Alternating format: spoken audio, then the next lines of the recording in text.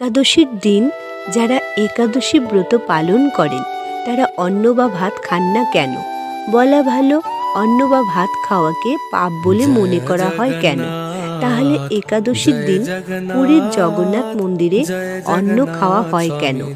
এর পেছনে একটি পৌরাণিক কাহিনী আছে, বলছি শুনুন। একবার সৃষ্টিকর্তা ব্রহ্মা পুরীর মন্দিরে এসেছেন জগন্নাথ দেবের মহাপ্রসাদ আস্বাদন করতে, কিন্তু সে সময় মহাপ্রসাদ শেষ হয়ে যায়।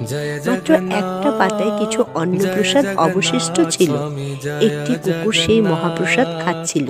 সৃষ্টিকর্তা ব্রহ্মা ভক্তিতে এতটাই বিভোর ছিলেন যে তিনি সেই কুকুরের সাথে বসেই জগন্নাথ দেবের মহাপ্রসাদ গ্রহণ করতে থাকেন। যেদিন এই অভূতপূর্ব ঘটনা ঘটে সে দিনটি ছিল একাদশী ব্রতের দিন, এবং দেবী একাদশী সেই স্থানে আবির্ভূত হয়ে সৃষ্টিকর্তা ব্রহ্মাকে দেখে হাসতে থাকেন। তখন সৃষ্টিকর্তা ব্রহ্মার ভক্তি দেখে স্বয়ং নারায়ণ রূপী জগন্নাথ দেব সে স্থানে আবির্ভূত হন ও বলেন, আজ থেকে আমার মন্দির প্রাঙ্গণে একাদশী ব্রত পালিত হবে না। আমার মহাপ্রসাদে একাদশী বা কোনো ব্রতের নিয়ম প্রযোজ্য হবে না।